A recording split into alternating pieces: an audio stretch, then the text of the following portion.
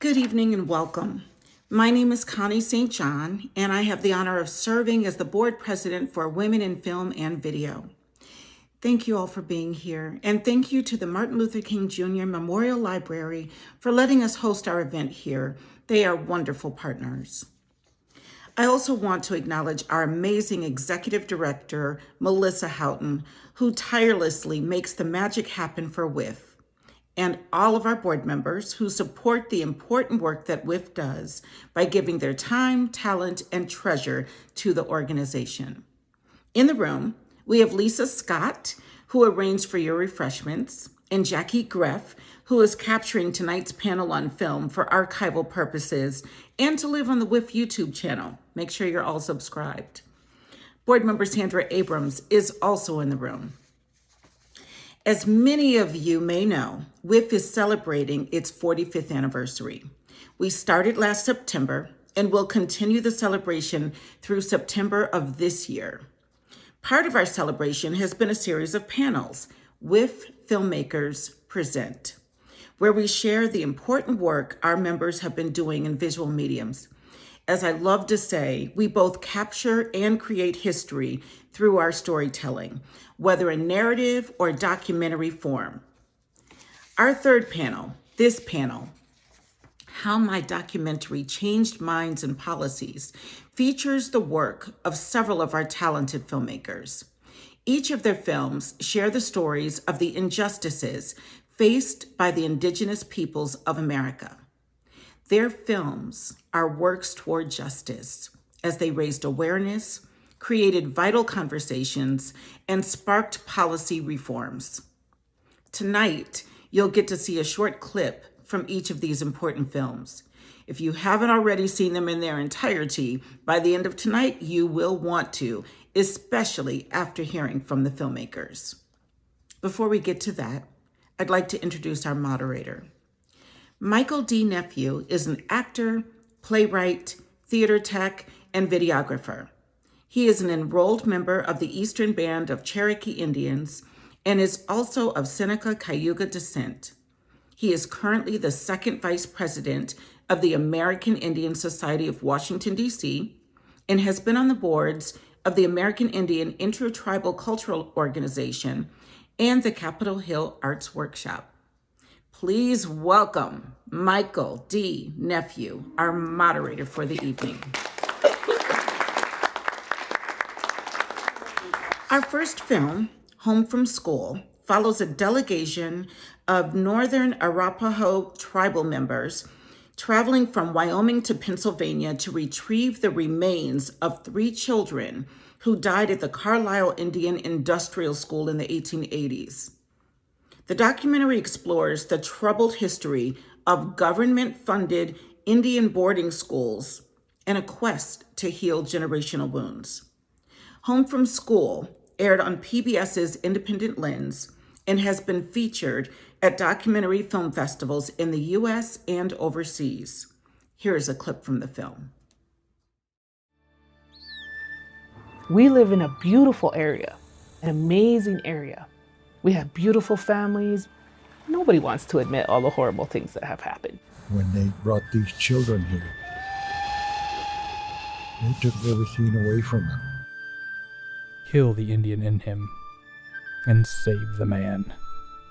I felt the cold blades of the scissors against my neck. Then I lost my spirit. Who you are isn't right. Let's take the savage nature away from you. The white man wanted you to learn his way, 100%. Our chiefs at the time, they were doing it as a way to bring that hope back to our people. And I don't think they ever thought they were sending their children off to die.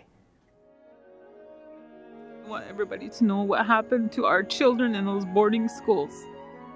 I walked in that cemetery where they were buried, and then I could feel the pain and that heavy heart. They're buried back in the 1800s. They've been here too long. It's time for them to go home. I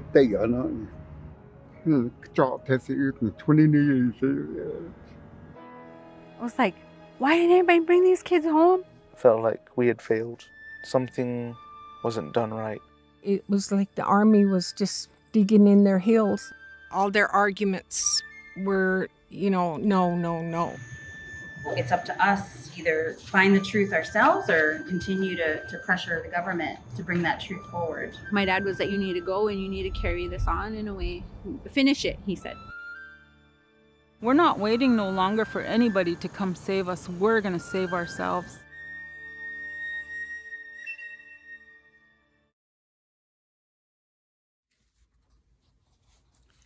Joining us this evening is the director, writer, and producer, Jeff O'Gara. For over 20 years, Jeff worked for public television as on-camera talent, writer, and documentary producer before founding an independent production company called Dara Productions, LLC. His productions have won a variety of awards, including Heartland Emmys, the National Educational Television Association Top Prize for Documentary, and NEDA's First Place Award for Public Affairs Series. His books include What You See in Clearwater and A Long Road Home. Please welcome Jeff O'Gara.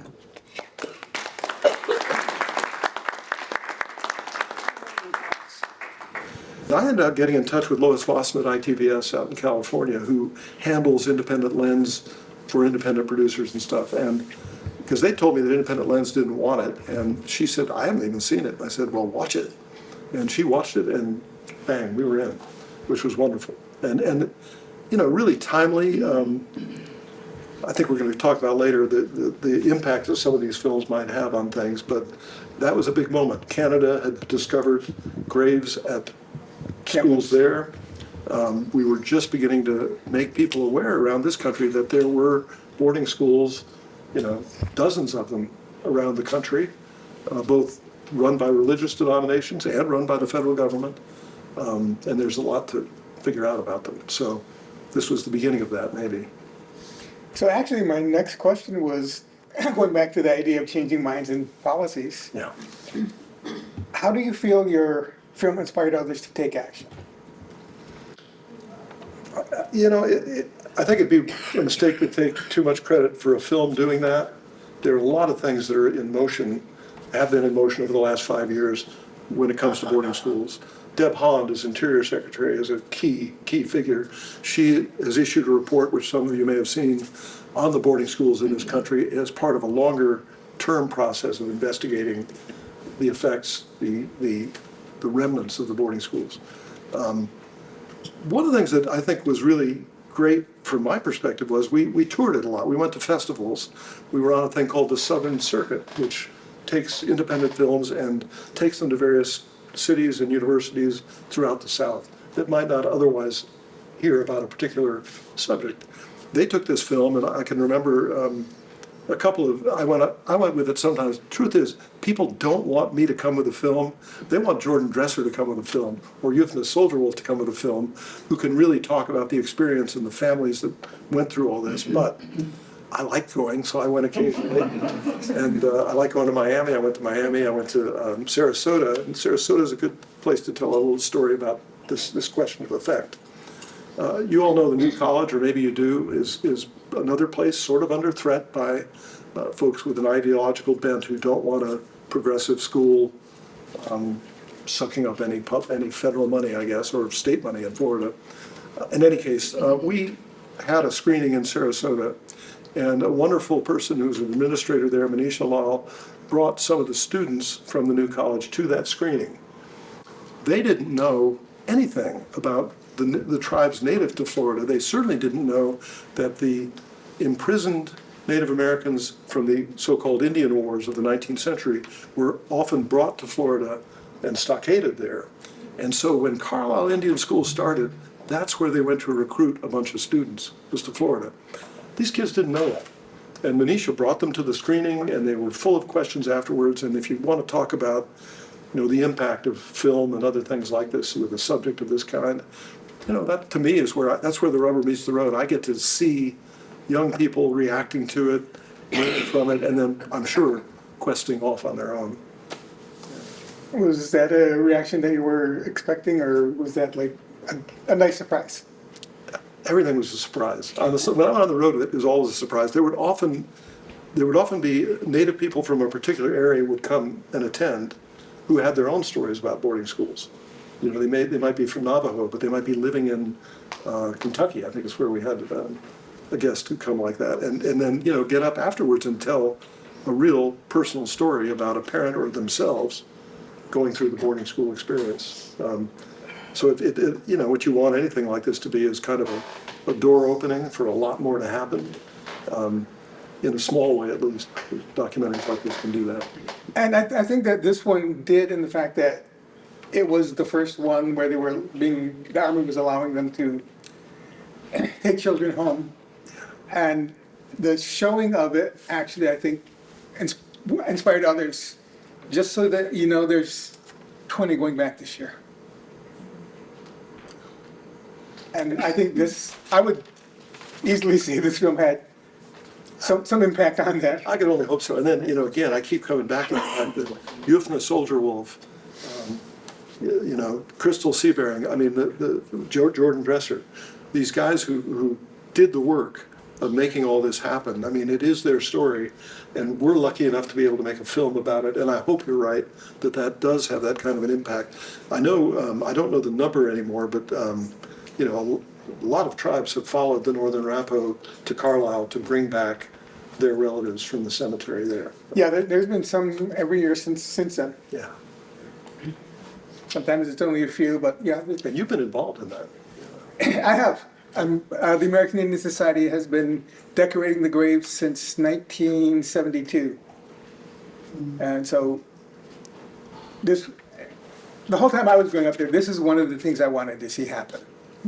And as is mentioned in the film, unfortunately, there's like about a dozen unknowns. And the person says, those ones probably won't be going home. And that's, for me, that's the heartbreak. The other ones we have possibility and hope for. Those dozen or so, it's really, really tough.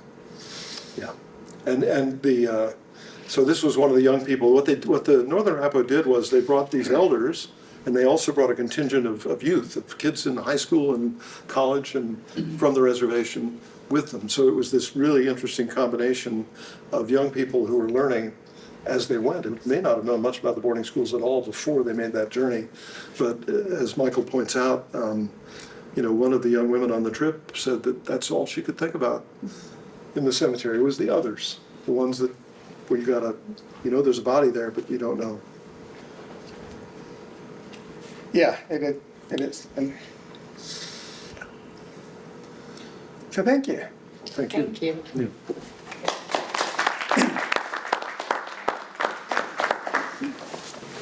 So just so that it's clear, we're going to be talking to each of the filmmakers individually first, and then we'll bring them back up all together, and there will be some time for Q&A from the audience as well. As you see, we don't have microphones because it is an intimate space, but we do have closer seats. So if you need to move up, feel free to move up. And then if I can ask the panelists to please speak nice and loud, it would be great. It would be great if you can. All right. So our next film is a documentary about a group of Indigenous women who risked their lives to stop the construction of the Dakota Access Pipeline, which jeopardizes their land, water, and entire way of life. And now, I'm ready. Here's the trailer.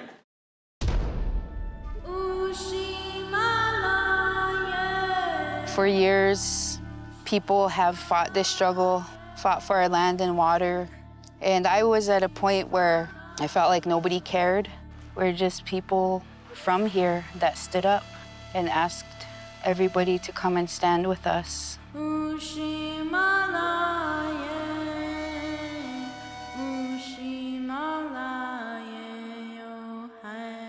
And they did. The original pipeline was to go through North Dakota, but it was going through white people's land. So they redirected it, put it through the Indians. What it all comes down to is wanting clean drinking water for our children. One family. If we don't stand, who will? And we're peaceful, prayerful people. But it's come to a point now where enough is enough.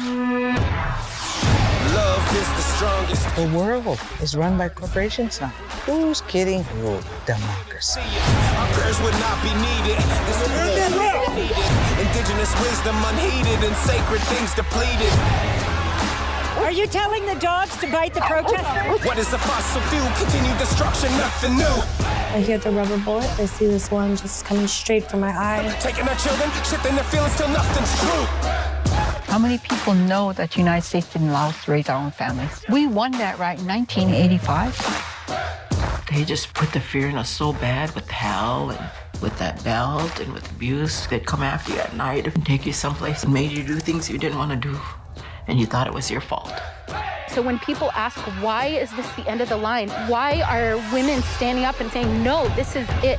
Water is life! It's because they've seen this happen to their children before. We're disconnected, these times are hectic and feeling. The earth is not something we pollute, we take advantage of, that we rape. The earth is our mother. That's why we walk with prayer. And if that wasn't true, we wouldn't be standing here. Nobody thought any politician would have the guts. And I just closed my eyes and said, do it. Have no fear. We're still going to pursue the legal avenues. I have to leave a footprint. People, hold your ground. Change is coming now. The rhetoric is over. It's time for action.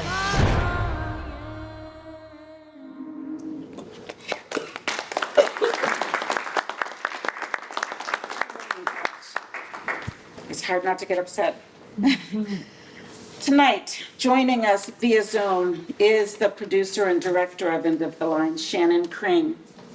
Shannon's documentaries have been presented by dozens of governments, top international broadcasters and institutions, including the UN Permanent Forum on Indigenous Issues, the National Museum of the American Indian, NASA, MIT, and the British Museum.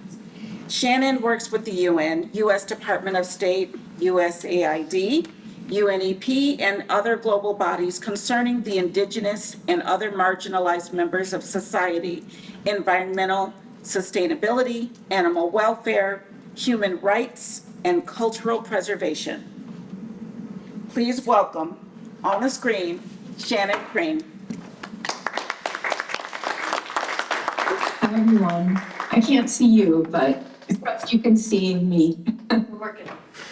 Can you hear me okay? Yes, we can hear you fine. Okay, great. Sorry you couldn't be there. I planned to be there, but I have a really important meeting to attend in about 7.5 hours here in Europe. So how did you decide to concentrate on this story? What is it that brought you to this story? I was living and working in Honduras at the time, and I worked with all 9 indigenous groups of Honduras. And I kept getting these emails, texts, and calls from my parents back home in Wisconsin. And, saying, look at this, look at what Amy Goodman's showing, look at what Myron Dewey's getting on his drones, and why are you there telling this story when this is happening in your own backyard? They didn't say it as nicely as that. No matter how old you are, sometimes, you're just the kid. And I contacted my best friend, Pearl Daniel Means, who was Dene Navajo. And I said to Pearl, are we going to Standing Rock? And she said, yeah, we are. And 24 hours later, we were on. And it just struck me seeing the dogs biting people, just seeing how the same storyline was being played out again. And yeah, I really felt that we might be able to shine a light on what was happening there. And we're really grateful and honored that we were able to. So you had a really tight production schedule because you were shooting something that was like happening right then. What type of challenges did that make?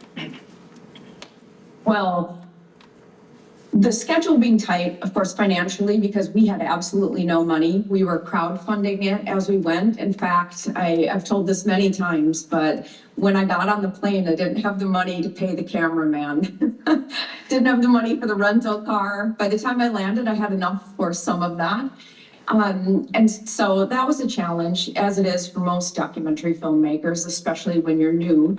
But the greater challenge was law enforcement, seizing people's, their gear, taking cameras, smashing cameras, shooting down drones, taking footage, taking cell phones. In fact, we are the only crew that I know of that didn't have that happen. And truly that was just because I was prepared, because of my experiences documenting human rights abuses in Honduras. Just days prior, I knew the precautions to take. And so that was the biggest thing. We were detained, we were questioned. I was accused of things, releasing and stealing cattle, cutting people's fences, all kinds of crazy stuff. And it was just a lot of intimidation, games, a lot of threats. We had real threats, and that happened all 7 months that we were on the ground, and it continued after as well. So it was really challenging. Also, we didn't have reliable cell phone coverage. Because people's footage was getting stolen, we also didn't feel comfortable keeping our footage. And so we'd have to drive an hour and a half to, FedEx our footage to various different places just to be safe. So there were all kinds of logistical challenges that normally you wouldn't face in the United States.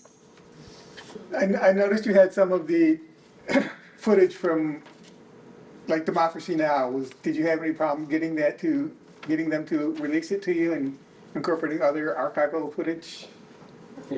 No, Amy Goodman actually is in our film. She was a very big fan of Russell Means, Pearl's late husband. That didn't hurt. And in fact, Free Speech TV started playing our clips, and we can talk about this later, but one of the strategies that we had all along was to get policy change as a result of our coverage and other people's coverage. And so we started releasing short videos right away on the ground. And one of our very first, I think it was our second maybe video, got 18 million views. And then it just kept growing from there. And as a result of that, Free Speech TV started. They were the first. In between Democracy Now! And other things, Tom Hartman, they would play our clips. And then it started getting picked up by other publications. Then I got to write an article for Time magazine. Then we were on national news, and it just kept growing. And that's really as a result of all of us sharing our resources, sharing our contacts, sharing our footage. And it's really rare and beautiful when that happens, but that was the case at Standing Rock. Did you have any, obviously that you had a great distribution system with that, but for the film overall, how was your distribution for that?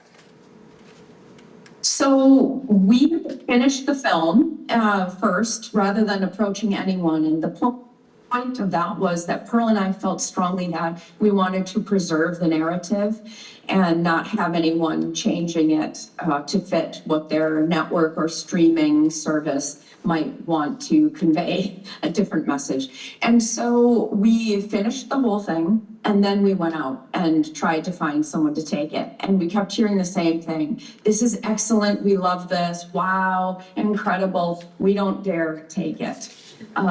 We had a number of broadcasters and streamers say that. And finally, we had Fuse, a small network based in LA. And Fuse took it, then Al Jazeera English took it, eventually Peacock took it, national broadcasters throughout Europe, it ended up in Asia. We did end up getting it all around the world. I think, I don't even know how many countries in the end, but with our screenings that we did, I know we are almost to 100 countries that have seen the film at this point, which is just awesome. That's incredible. Because I've heard there's like only 180 countries. It's incredible, and it was really a grassroots effort, and that's because of what we were doing with releasing the videos and doing appearances, doing panels such as this, doing a lot of remote panels. It just kept growing. And the crazy thing is that this came out in 2021, horrible time to release a film. But it came out in 2021, and I'm still doing, every month, I'm doing appearances. There are requests practically every week for our subjects in the film. And we do as much as we can, and that helps because it just spreads. I've got bookings for the women into the end of next year, which is just speaking to the power of the message that they gave in the film, this message of hope, and that really inspired people around the world to stand up in whatever they might be fighting in their own communities. Yeah, that is incredible. That's like really, and it was an event that really was supported worldwide, you know, because there were Indigenous people from all over that came, and yes. And it was incredible. 437 tribal nations were there. It was the largest gathering in more than 100 years. And that in itself was powerful. And the interest from abroad was far greater than in the US because no one was really showing it outside of small independent broadcasters. No one in the beginning was showing it.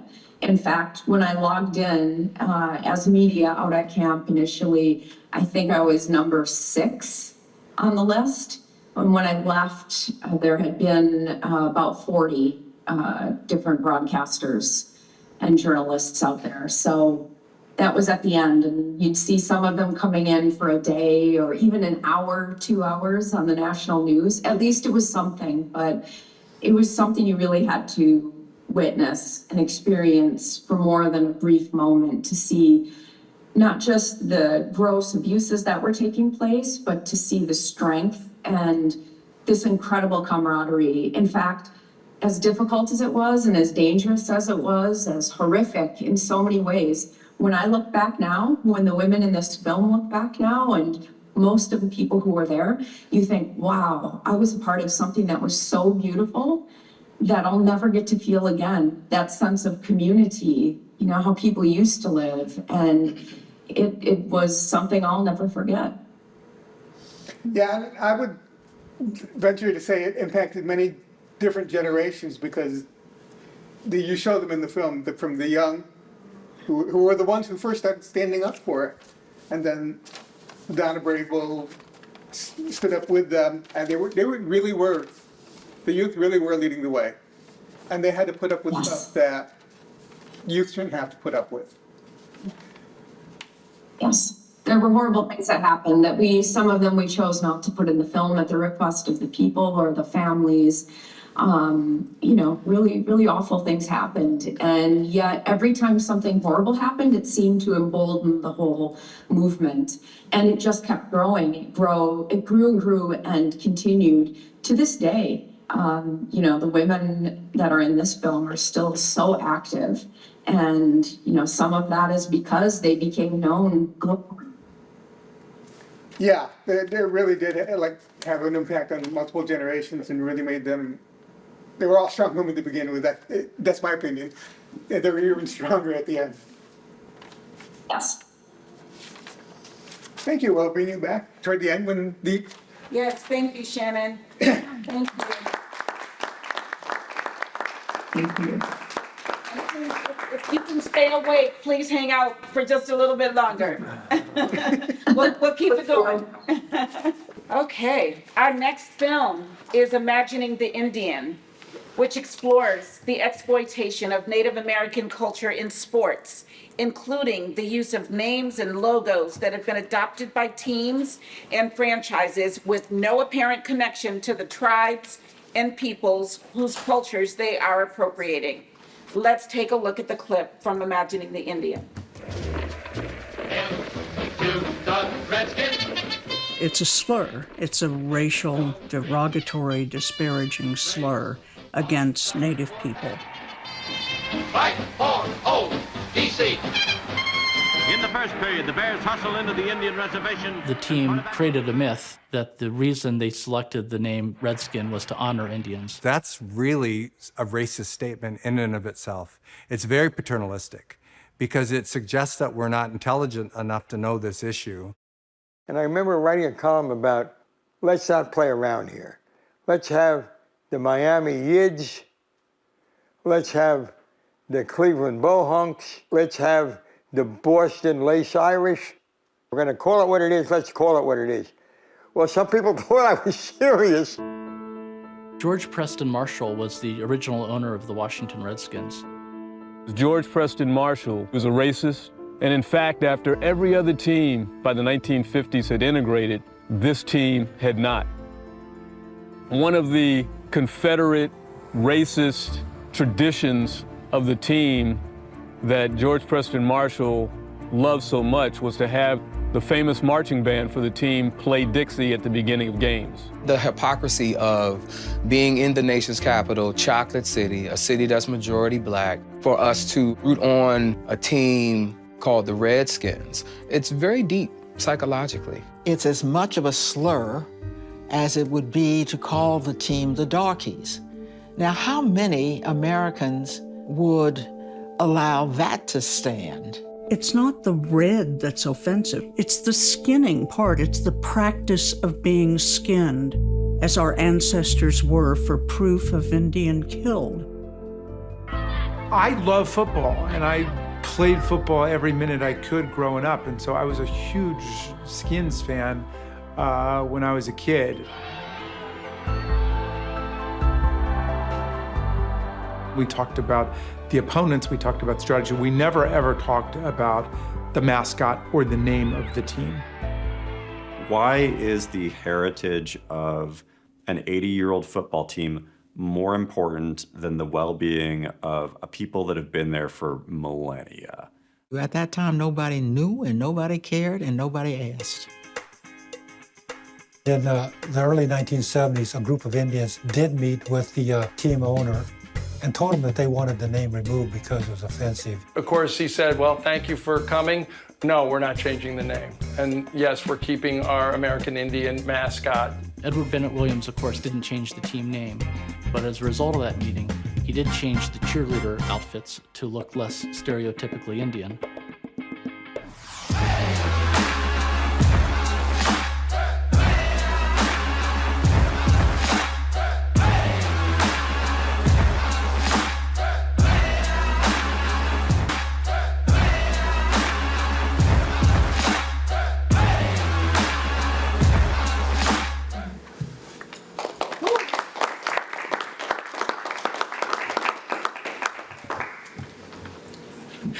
Capture and create history, right?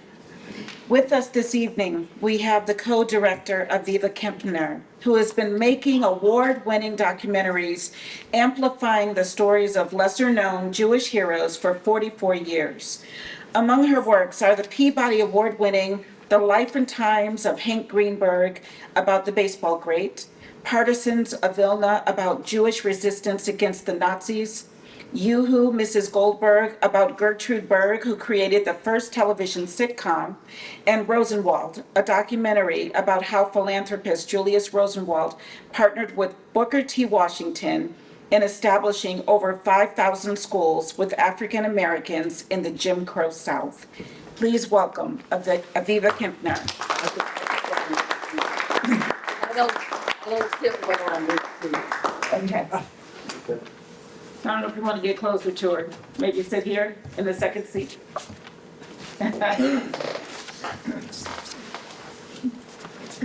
So what is it that brought you to the story?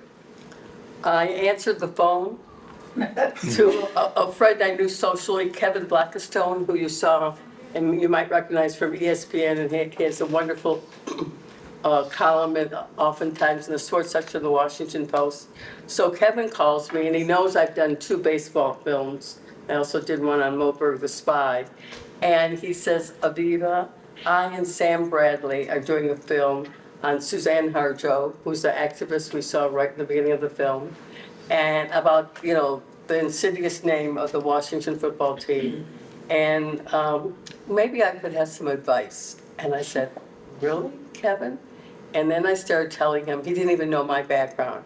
Now, I grew up in Michigan. I know we have someone else there. So I'm a nice Jewish girl, European born in Michigan. And I really didn't know much about Native Americans because we didn't learn about it, except for a lot of the stereotype that we'd see in Hollywood movies or commercials. However, after I got my master's in urban planning, I wound up going into Vista in New Mexico. And it sort of changed my life because for 2 years, there was early 70s, there was a lot of activism, especially on the UNM campus. And I got very involved with some Native American activists, followed them. I don't think I did much urban planning, but in any event, I had that background. Then I wound up going to law school. And in law school, I worked in interior, and then after law school, I worked with the NCAIA and also did some legal research. So I said, Kevin, actually, I am interested. And what I had already done was I knew Rick West, who started the Museum of the American Indian, his son, who had gone to film school and was filming. I said, and Ben and I wrote a script on Larry Casus, who was the Navajo activist who unfortunately kidnapped the mayor of Gallup and died in a shootout around the time of Wounded Knee. Never gets as much publicity about what was happening there. And I said, Kevin, Ben and I have done this. I'm real interested. Let me talk to Ben. So we talked with Kevin and Sam, and we decided, okay, let's do it together. Because already I hated the name of the team. I knew Suzanne from my political days, working at National Tribal Chairman's Association. And so we got involved in terms of that. And from there, we just, we decided that this is not only the focus of what was happening here in Washington, because there was at that time, the Cleveland Indians, and there still is not only the name of the Atlanta Braves, but the whole chop. And as we say later on in the film, Indians do not do the chop. That's just, bullshit. And of course, we have the whole thing with the Kansas City Chiefs. And in every city that these teams remain, they're great activists. And then we started doing a history of, first the treatment of Native Americans, but also some of these commercials, like Land O'Lakes. It just goes on and on and on. And the Hollywood depictions of Native Americans. So we sort of combined that all in the theme and made the film through COVID. As a matter of fact, Shannon and her husband, I think they're married, he was a cameraman and she's a live producer for some of our shoots in California. So it was nice to see her be on the panel. What was the production schedule? Again, it's about money, but one thing that was great was Ben had a lot of contacts, especially with through his father, so we were able to get money from 2 tribes, San Manuel and Yocha, as well as, other people that I had contacts with. So whenever we got money, we could shoot. It was like over 2 years, but some of the shoots were, through Zoom and using camera in different cities. So COVID had a lot to do with when we were able to do it, but it was finally finished in 22, and we had a premiere here in Washington at Film Fest DC 2 years ago, or 3 years ago, 2022. But what was important is, I think, is showing the activists and the people who are really culturally involved in Native American issues. Not only Rick West and Suzanne Harjo, but Kevin Cover, who came after Rick West, and activists, especially in the different cities who were trying to fight what's happening, especially in Kansas City. These women are just fabulous. I just wish Taylor Swift would come out and say something, And I don't know if you know, I tried to get Jane Fonda. I was at a reception with her, because when she was married to Ted Turner, we have footage of her doing that, and the Carters, who, if you really talk to them, I'm sure would be against it. But those are still remaining. Luckily for us, the one way COVID helped at raising money is that we finished it late, it took like 3 years to make, is by the time the film came out, it was the Washington football team, no longer. So it was really, we showed sort of the history of the protests and the success. And sure enough, Cleveland Indians changed their names. So that was really good. I mean, I don't like the name Guardians, but it's okay. And you can see one thing I realized, because that particular section of the film we showed you, is I'm a big activist for statehood. So we made sure behind Jamie, I made sure the statehood. Well, you know why our team is named the Nationals and not the Senators? It's because we don't have senators. Right. That's, you know, the city council said, until you get senators, so we still have that. But there are still 2,000 teams in America. But we're talking about, you know, college level, high school level, junior high. And there's one woman, we didn't show it in this scene, in this section, named Emily Greenberg in Cooperstown. And these were young activists near the Oneida tribe who just said, this is wrong. And they protested and they had the name changed. But then the school says, oh, we're not going to get you new uniforms. But the head of Oneida, Ray Helpster, who's in the film, said, oh, no, we'll get you new uniforms. And I think this is real, I mean, And the painting of all the new logos, like on the gym floor and everything. Yeah. Yeah. And I think that's really, oh, go ahead, you want to ask about the distribution? I know You're doing good. You're doing good. You're covering a lot of the topics I want. Yeah. Because we did festivals and because I always had commercial runs, so we did some theaters. We won a lot of awards at different festivals, so that was really nice. We went all over. I then started working on another film. So Ben and our other co-producer, Kevin Blackstone and Yancy Burns, they've been taking a lot around Indian country, which has been really great. But also we're getting all these requests, especially since now we have the ability, you know, to stream it to high schools. And I know like my niece was working for the Attorney General in New York, and this is an issue that's now come up in New York high schools to change names, and the staff looked at it. So I feel really good that they have a vehicle that they can show the film. Yeah, that is, and that was one of the things I was going to ask you, like what type of impact is it having on here going forward? Yeah, Ben and Nancy have formed now their own 501c3 and are going on to do stuff about Native Americans in the military. But they're working on a study guide that we're hoping to have finally finished, and it'll get on PBS. So especially in communities, again, this is just the perfect resource if activists want to change the names, although it is not working for Kansas City yet. And it's the Blackhawks, I forgot to mention that, that's the hockey team. Yeah, and it really, were you expecting that type of response from this film? Yeah, because we are writing, but not because so much the film, but we were filming a movement that already had started and was in action. And this was just another tool that they could use. You know, we were documenting what was already going on. Right. So, like the two previous films, it's a little easier. It's not like pipes or already dead kids, but it really is about. And another emphasis in the film is the psychological effect of this stereotyping and this mascotting. And what's also interesting, you see Jamie Raskin, who you know is a great proponent on the Hill, that you grow up, I mean, even Kevin said it, you grow up and you think, oh, there's nothing wrong, until you start realizing that it's demeaning to Native Americans.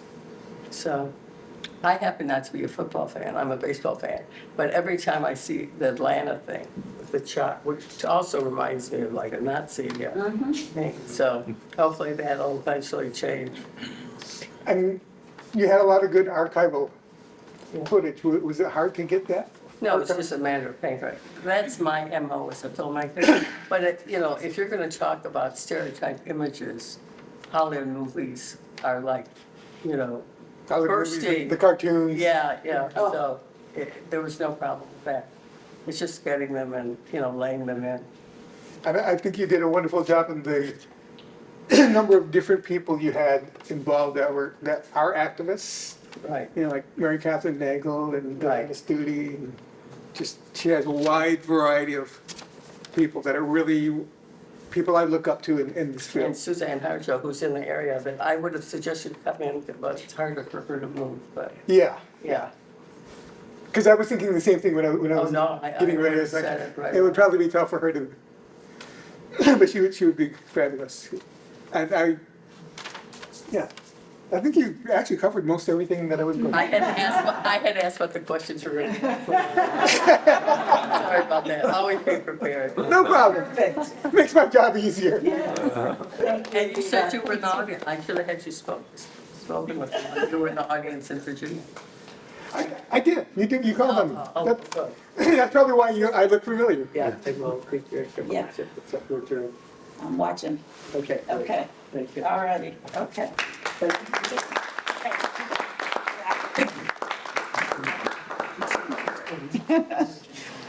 Okay, our last film this evening is Who She Is, which highlights the lives of 4 women from the Wind River Reservation in Wyoming, caught in the epidemic of missing and murdered Indigenous women in the U.S. By bringing these missing women to life on screen through animation and first-person storytelling, the documentary aims to humanize the people behind the numbing statistics. Let's take a look at Who She Is.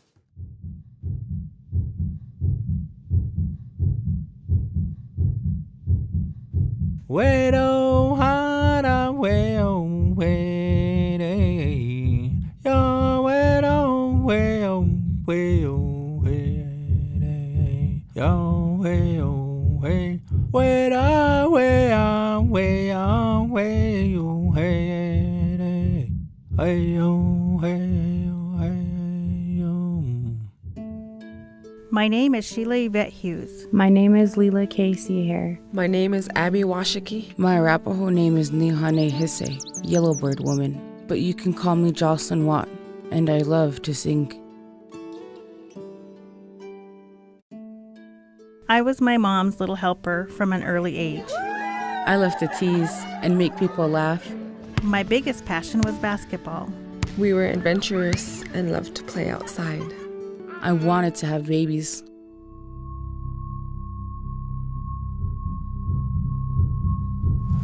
I felt like somebody was watching me all the time. After I lost custody, I lost my self-love. It started small, but it escalated. My mom said that she didn't know the first thing to do to try to locate me.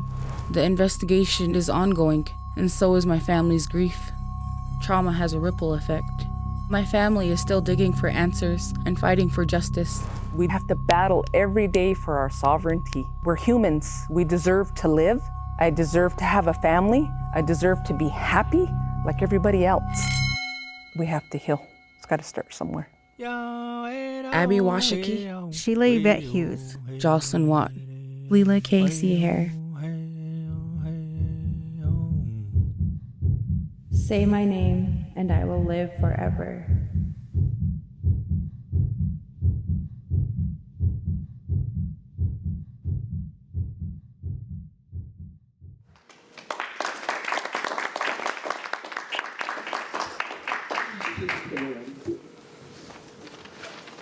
Joining us via Zoom is the film's director, Sophie Barksdale. Sophie joined Caldera Productions in 2016, having relocated from Australia, now based in Lander, Wyoming.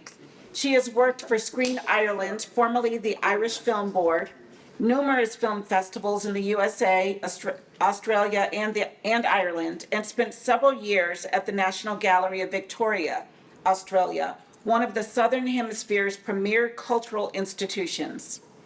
Jeff O'Gara also served as the film's executive producer. Please welcome Sophie Barksdale and Jeff back to the...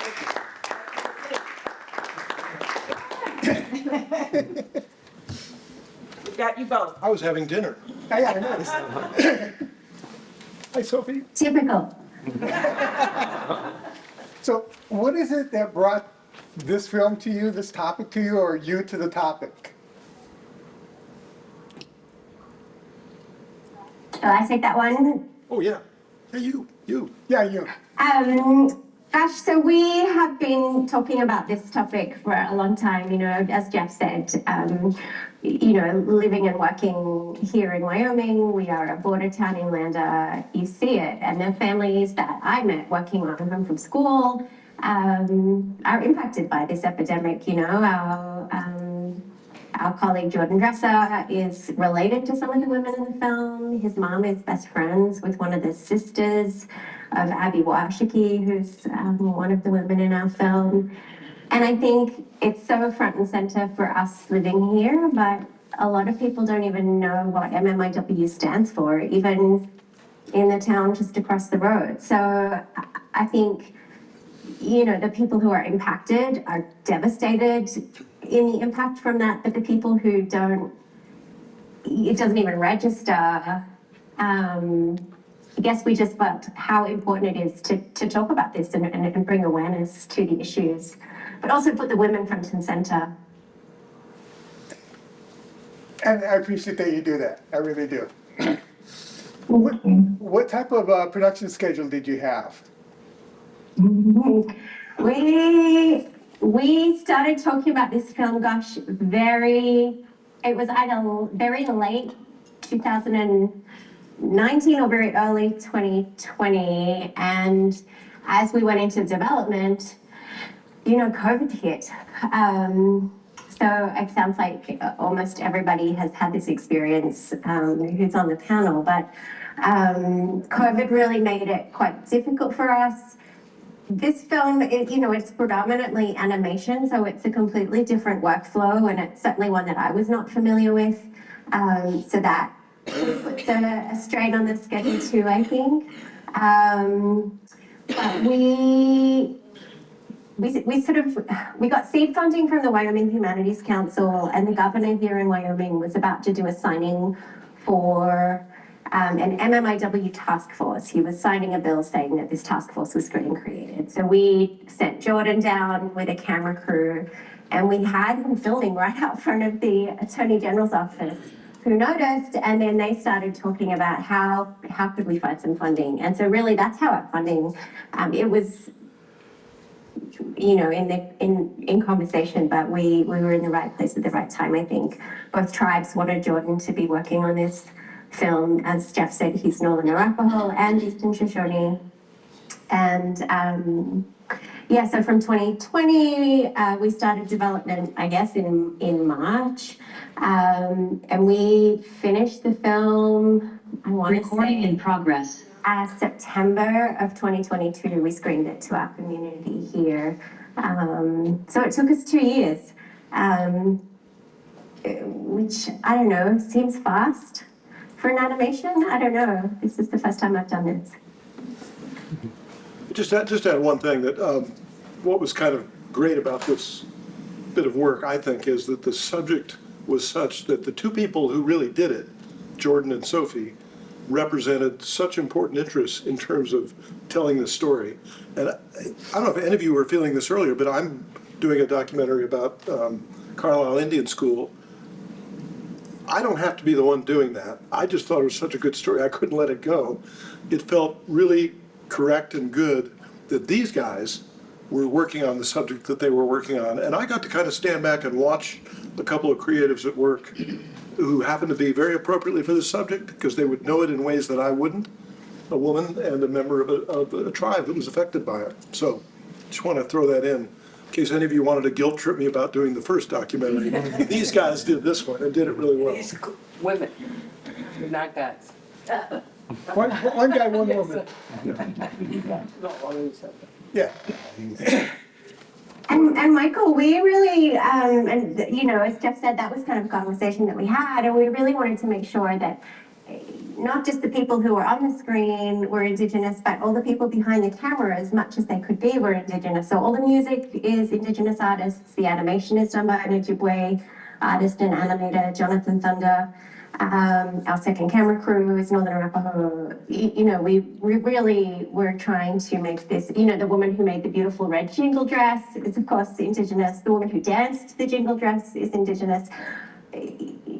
that felt so important for this kind of story. It matters who's in front of the camera, but it also matters who's behind it. So, Jeff, thanks for bringing that up. Yeah, I think it really does matter who's behind the camera, and that, especially with this story, even more importantly. How about distribution of your film? Did you? Yeah, we've been so pleased with the distribution of this film, honestly. I mean, Jeff talked about our relationship with Independent Lens through Home from School. We were able to, we talked to Lois a little bit about this, but because it's a short, it's a long short, but it's still a short, they said, probably we can't take it. We'd also worked with Vision Maker Media, and so Georgiana Lee was still at Vision Maker then, and she was a huge advocate for us getting a broadcast deal through Vision Maker for national distribution on PBS. And then when she went to World Channel, she took Who She Is with her. So the film premiered for broadcast on World Channel, which we were just thrilled with. Prior to that, it had a 12-month film festival circuit, which it won Best Doc at the Flagstaff Film Festival. It got Best Social Justice Film at the Latino and Native American Film Festival. It got Best Animated Doc at the Oregon Doc Film Festival and at the Worldwide Women's Festival, and it got a special jury award at the Frozen River Film Festival. And it screened, we did this great community screening tour around Wyoming and the Mountain States first to have these conversations about, look, here's the film, but we also want you to meet the families who were part of the film, and we want you to meet us as filmmakers, because we wanted to direct the conversations around the film. At the beginning, we were trying to be very intentional about how we scaffolded that screening tour, I suppose. So our key distribution plan was community screenings first, film festival tour, and then hoped for a national broadcast, which we've been thrilled with. So we've been really pleased, but I think it really comes down to a lot of those relationships that we made from Home from School. Unfortunately, it's who you know, and you have to just be out there meeting folk and hoping that people will bring you with them. So do you feel that your film has been received or impacted younger generations? Yes, I do. I really do. We've had folk come up to us after the film and say that they want to become filmmakers. We've had people, exactly like what Jeff said with Home from School, who stand up at the stage and tell us their family story. I had one woman from New Mexico who said, I've seen my family up there. That's my family's story on that screen, and that was really meaningful to me. One of the things that we really wanted to do with Who She Is create connection points to each woman in each of these stories that you, whoever you are, can connect with. I love making green chili. I like reading to my child in bed. Gosh, I post pictures on Facebook, or I accidentally buried my rabbit. There's all these moments where you can connect with these women, whether you're Indigenous or not, whether you're a woman or not. And so I think it's that those moments is what makes that, suddenly you have a relationship with these women and you leave feeling like, 4 new people. And that has been really powerful for audiences, and particularly the Indigenous community, which we really care about how they feel about this film. And so we've been deeply, deeply grateful for the reception that it's had. There's an additional... And excited that there might be a new generation of filmmakers coming up too. I think that's important. In addition to the filmmakers, they put together a really good piece in which people in the political world and the Native leadership world spoke about the problem and the things the steps one can take and are being taken, the things that aren't being done as well, really talking about turning the story, as deep and in many cases sad as it is, into some kind of activism. So that's a great tool, and I know a lot of people do that with their documentaries. Often you'll put an education module or two together. This is a real addition to it because it has people who have in positions of power and influence talking about what can you do about this problem. Well, I got that right, Sophie? Yeah. Yep. Yes, no, exactly. And they're all Indigenous people, again, talking about the risk factors and the history and some of the statistics about why this is happening, but also the conversation of it's important to have us at the table to make solutions. You know, we don't need you to come and save us. We need you to move over at the table so that we can do this either together or, you know, get out of the way. And so that piece for us felt important, that we had those kind of conversations around the risk factors and the solutions, but that it was coming from tribal leadership. One of the things I liked about your film was that, I mean, well, first of all, the animation was fabulous. It was just well done. But the fact that you didn't just dwell on the statistics, like you said, you get to know them. And on the first one, it just really got me when I realized what had happened. And I want to say that I like that you had the last, I'm trying not to give it away. I like that you had the last one as the last one. Thank you. That I think has been one of the most impactful and important pieces that we ended that way. Just for... Yeah, it was. I don't want to give it away, but like that, yeah. I'm glad that you think that too. It was very impactful. I was really glad that you had that one as the last one. And it totally caught me off guard because of the narration with the first one. I was just like, oh, okay, yeah. So teaser, you got to see the whole film. Yeah, I'm trying to get you interested to go watch the thing without telling you anything about it. So thank you very much. I was really impressed with it, and you know, now that I know that you like bring others along, so that there's future generations of Indigenous people telling their stories, and helping them learn how to tell their stories is an important aspect. I'm really impressed with that. Thank you. Thank you, Michael. Thank you, Sophie. Happy birthday to you. Now we're going to ask Aviva, if you'll come back up as well, and we want to take some time to have questions. If you have any questions, we have a few minutes for questions from the audience. So we're going to put both of if Shannon's still there, we're going to put Shannon and Sophie on the screen. And thank you, Aviva. I was ready for you to stand here if you want to stand. You're good? Okay. All righty. So do we have any? Yes, we have a question here. Please speak nice and loud. Can you speak nice and loud, please? Sure. Hi, my name is Megan Jaffer. I am a brand new filmmaker with my partner here. And we are finishing our film. So first of all, thank you all for coming here. This is my first Women in Film and Video event, and it was fantastic. And thank you all for being here. We are just finishing our first documentary, and we're in the process of, I love that you kept asking them about their distribution process. And we're knee deep in strategizing that process right now. And I heard, Sophie, I just remember yours specifically because yours was last, and I think you were talking about doing community, then festivals, then distribution.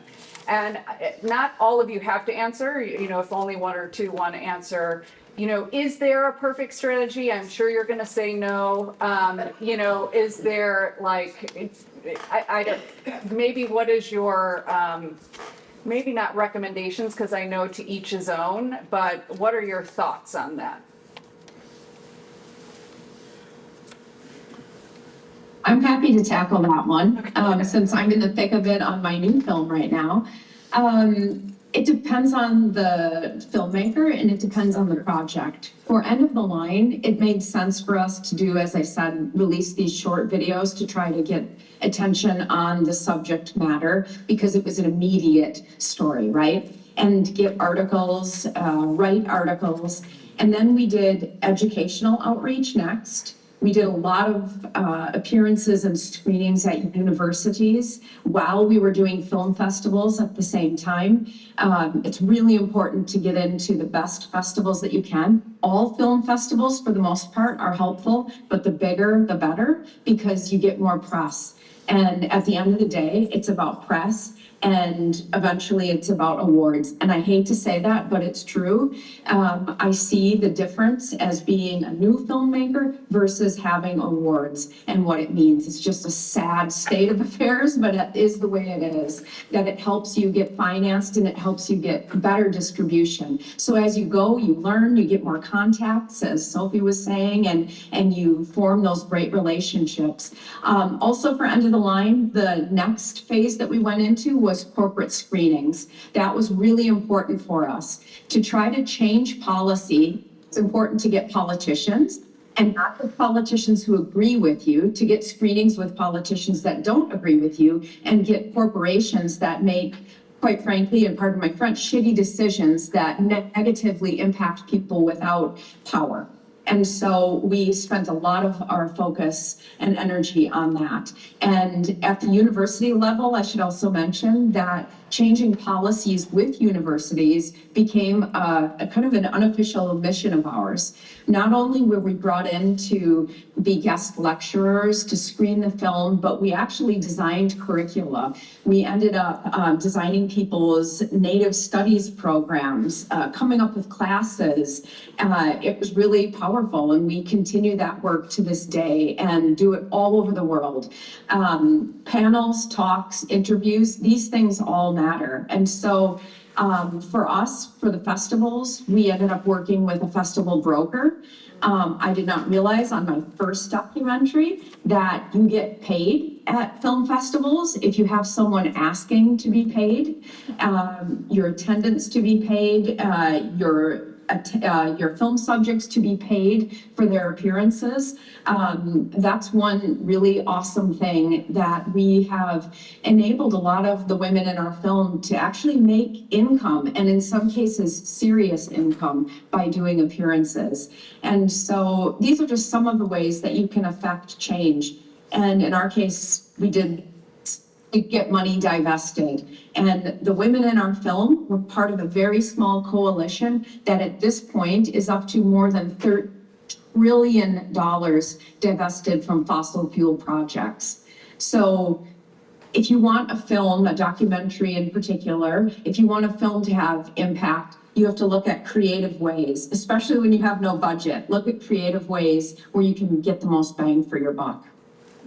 Thank you. May I add something? Oh, sorry, Jeff, you're going to do the same. No, go ahead. No, you. Okay. Okay. I was going to say, too, I mean, you have to think about what your film, just to piggyback on Shannon, not every film is an impact needed film. I mean, you know, maybe you're not trying to create change. And if you are trying to create change, who needs to see your film?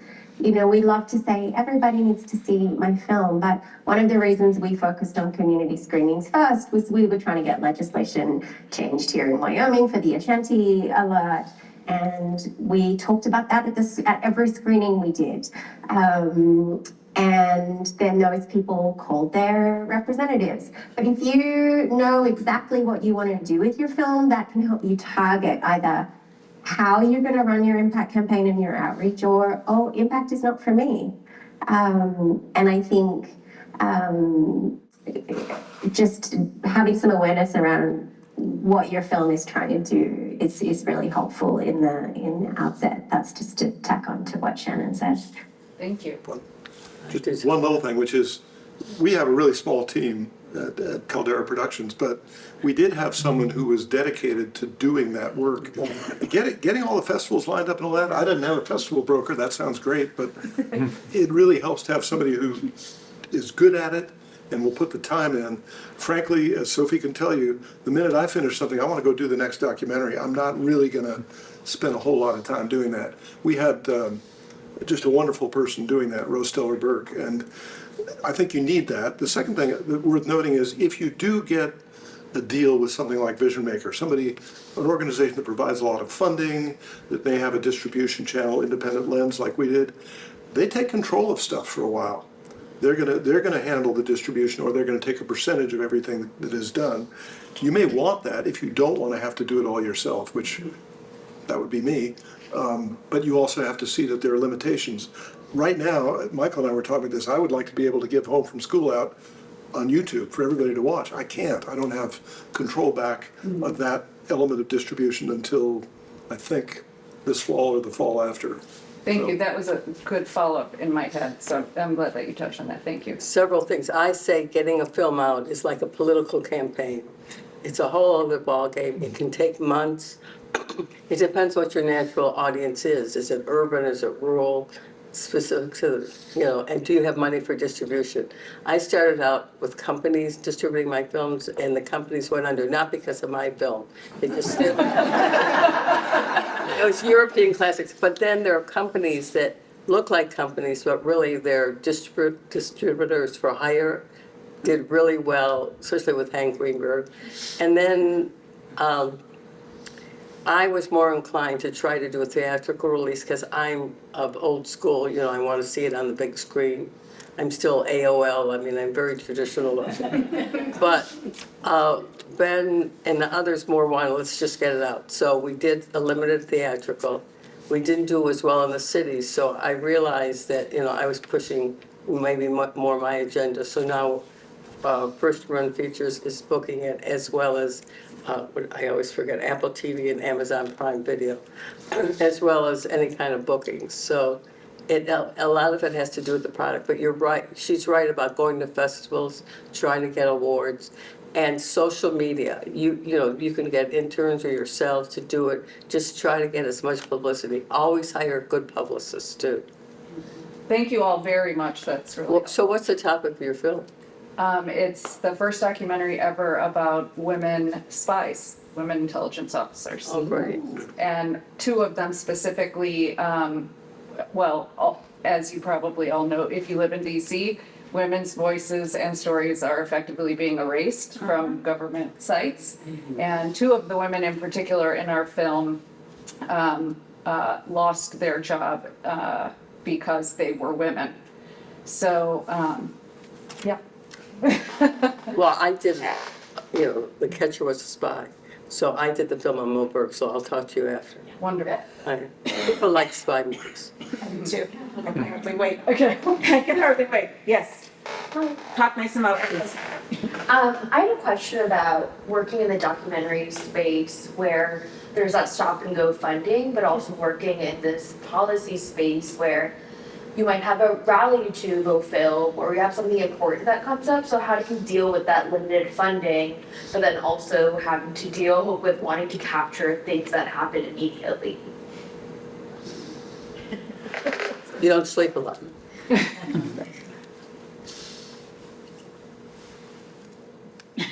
I think you just have to pick and prioritize. We had $2,000 at the beginning of this year, and we knew we wanted to do this bill signing. We knew we needed to be public about it, and we hoped there was more money coming down the pike. But I think for most documentary filmmakers, we are patchworking funding together. I was listening to Shannon's story and thinking, that is on the wire. That is intense. And you have to prioritize, how important is this? Do I just need to go out and get a credit card, which is something I'm thinking about right now? Or what's the most important for this film? What's the most important to telling this story and going for it? One other thing I forgot to mention, and that's rights. My films are always heavy with footage and stills. There's, in terms of getting rights, sometimes it's only for limited theatrical, then it's for commercial. So you always have to have that in mind that you have to have a budget for that. Because I'm now just to be able to stream one film. I use the greatest music of the 30s, and I'm like spending months trying to pay the rights for the music. After that, I use composers. So just make sure all your rights are square. And have your own little camera. I mean, you know, you can run out and get the action, the moment, the event of the moment. You can do that, and you can later on hire a crew with a light kit and do all the fancy interviews. But when there's an event happening, that kind of handheld camera thing is fine. Don't miss it. Yeah. Yes, this has been really great. Thank you so much. I'm a first-time filmmaker as well. And so I am running solo right now. And I guess my question is, how do I get people to work with me when I have no incentive financially to give them? Because it sounds like, from what I hear, it sounds like you kind of had a team kind of going into the project, kind of, or you had resources, or you had network, or I just kind of curious. I'll do a quick start to this, which is, we were a little gang in Wyoming, and I was working for public TV, but then went independent. And I would ask people around town. I mean, we were literally a very small town, where anybody who worked at the art center or anywhere else, you knew who they were, and you could say, who's around who can do this? And somebody would say, well, there's this woman from Australia. She married some guy from Knowles, and yeah, she's good. Literally, you find people like that who are willing to struggle along with you at the beginning because they like the idea. If you got to have a good idea, of course. But they're there. Everybody wants to be in film. Yeah, but let me tell you, with my biggest success, I call it my bat mitzvah film. It took me 13 years. So, don't be naive. Although it is cheaper now, because shooting, you're not shooting at 16. The other thing I'll say, as a member of WIFV, of course, putting in a plug, if you put something on the listserv, and as Jeff said, people want to make a film. You'll find people who are willing to volunteer because they want a credit, or they want the experience, and or they just like the camaraderie. I mean, shooting a film, you're in a whole other world when you're shooting a film, and people love that and get addicted to that feeling. So being a member of WIFV, you put it on the listserv, you'll probably get more people than you expect who will say, I'm interested, even if it's not a paid gig. Because you're going to here for them the next time. You're going to help them again the next time. Right, exactly. When you have money, you'll go back to that person, potentially. I was going to say, too, with grants, women in film and video, I think I got my very first grant through Women in Film. They had a Stella Artois Women in Film Finishing Fund, and that was $25,000, which at the time just seemed outstanding. It was a huge amount of money until I saw that got me through maybe a day and a half. But one grant leads to another grant. All you need is your first grant. I can't stress enough the importance of looking for that funding, finding a fiscal sponsor if you don't have your own nonprofit, and just trying. Every little bit counts. And with the publicity that you get on especially some of the bigger ones, just more money flows. It's a domino effect. And so don't overlook that. Even a $1,000, $2,000 grant might come with a newsletter that goes out to 30,000 people, and you get tens of thousands of dollars in the days to come. That was our experience.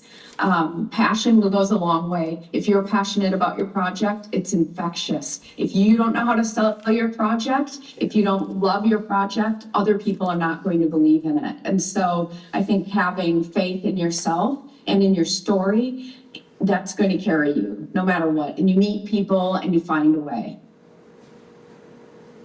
And I would also like, just to second what somebody else said, that the Women in Film and Video listserv is a great resource.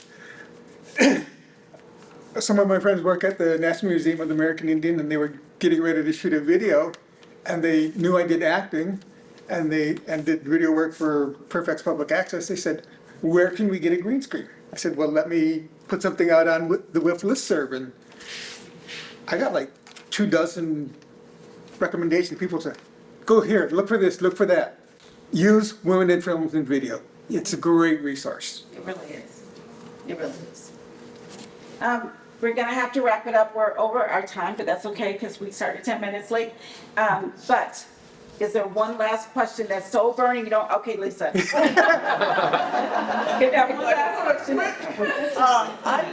If you each could tell us, I mean, where we could see your film. Yes. Because we can't like just hop around to festivals all the time, but it would be great. I know that, just go ahead and if there's a place where we can find it. Nowhere? End of the Line is on Peacock. So End of the Line, The Women of Standing Rock on Peacock. So it's also, it keeps coming up on Al Jazeera English as well. It's a different cut. It's a shorter version of the film, but it's always available on Peacock in the US. And there's another, I can't remember what it's called, Zumu or something like that. It's XU. And it also appears on there because when I went to look for it, it says you can rent it on Amazon or you can watch it free. It's got commercials in it, but you know. Home from school, this is a frustration I was voicing earlier. When it went on Independent Lens and into the sort of maw of Vision Maker Media and stuff, we kind of lost control of our ability to simply give it out. We had an agreement we could get it out to Native organizations that wanted to see it. We can still do that, but in terms of me just saying, here's where to get it, if you secretly let me know, I can send you the Vimeo password and you can look at it, but hopefully fairly soon. We'll Vision Maker Media website. Stop talking, Jeff. Vision Maker Media website. Vision Maker? It's visionmakermedia.org. As usually. You can find Lucia's and Home from School there. Home from School is also on Amazon, Jeff. Well, but you gotta pick. Right? I'm trying to get you not have to speak for it. You know, Sundance has a channel, and I was thinking they always have a special section for Native American stories. And, you know, you might be able to get on the Sundance channel. They have a lot of different stuff. Vision Maker Media has a lot of Native American content. Okay. And then we've got Apple TV and Amazon Prime Video, but we're trying to do some PBS, regional PBS. Okay. And Vision Maker, this is just a total aside, and I'm so sorry to train wreck, but Vision Maker does they used to, I hope they still do, they do an annual Indigenous film festival, which is awesome and offered streaming. So that's just worth keeping an eye on their website. Let's hope they stay funded. Yes, absolutely. Thank you, Sophie. Thank you, Shannon. Thank you, Jeff.